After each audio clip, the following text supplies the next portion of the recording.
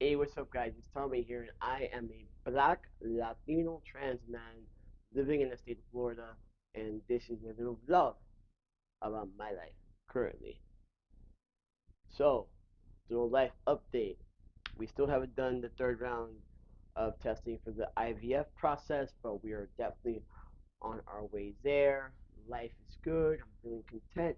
I'm feeling very peaceful, maybe because I'm not looking at all the trans drama that has been going on, and I've been kind of like lowering the amount of social media that I take in every day because I realize sometimes, especially some accounts or some platforms, are just like a cesspool of like people complaining and being alarmist and having opinions. Um, and while I think that there's a time and a place for that, if you're constantly getting that because you're a trans person and right now people are like front and center, it starts to wear on your soul. So I've made myself a uh, mental health decision that I was no longer going to, continue to pay attention unless I really need to. And I'm already involved in the fight, so it's not like I'm sitting on my butt doing nothing. So, and then here we go. So, April 18th is Transgender HIV Prevention Day. HIV is no longer a death wish, but you do not have to get it. And there's plenty of ways to protect yourself from getting HIV. First of all, if your partner is undetectable, then they're not going to pass it on to you. Um, I know that for personal experience. I had a partner. We were together for a while, um, and she was undetectable. We made sure to consistently, constantly check her viral load. And for me, I basically got tested, I think every like 3 months or so. We were really good with that. Um, so the other thing you could protect yourself is, besides constantly getting tested, making sure your partner is also negative or undetectable, is to take PrEP, right? PrEP is a pill you take daily uh, that helps you not get HIV. Okay, so if you can, I would hop on PrEP. If you're like sexually active, I would hop on PrEP and keep taking that, so that way, if you are sexually active, you're not putting yourself in harm's way. Uh, Step, I guess 3, right?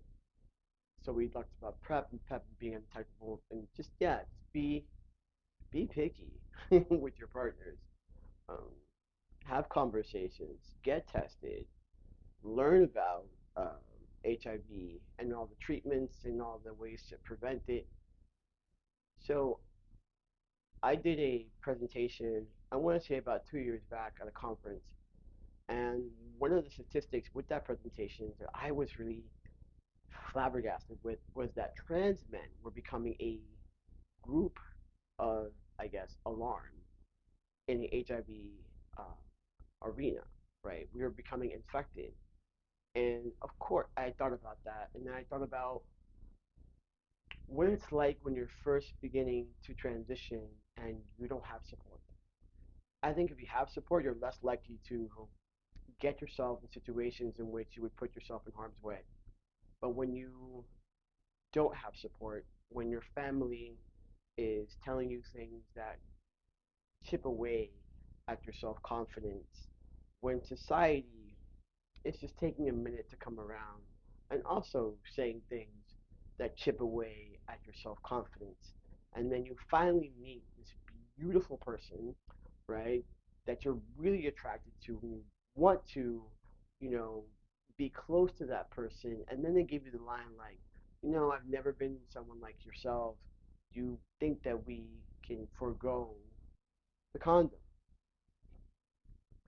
You're in the heat of the moment and you're not thinking thoroughly, and especially if there's drugs and alcohol involved, forget it, you're not thinking at all. And then boom, you have this amazing night with this person who may or may not stick around. Who knows? No judgments. But now you caught something and you don't even know. until you go get tested. And now that one beautiful moment has been scarred, and you're having to deal with something for the rest of your life. So it's not nice. It's not a beautiful thing. Like, just go and get tested. Protect yourself. If you are sexually active, whether you have a partner or not, I have a partner. I trust my partner. I still take PrEP, and have nothing to do with me and my partner not trusting each other. My partner also takes PrEP. I know she trusts me. I have nothing to do with that. It has all to do with you taking your health and your wellness into your own hands and not leaving it into the hands of someone else. So if your partner sees you taking PrEP and all of a sudden thinks that you're cheating or something, I totally understand where that conversation can come up. And that is something that you will have to deal with you and your partner. But as for me and my house, we take PrEP. I think maybe once I get married, maybe I might stop. But the thing is that how many times have people been in situations with people that they trusted and gotten something, and you never know. You could have got the person could have done so many things. It doesn't always have to be sexually transmitted. Maybe the wrong needle at the hospital or whatever. So it's good to consistently get tested. It's good to protect yourself with either PrEP or PEP. It's good to know your status and know your partner's status.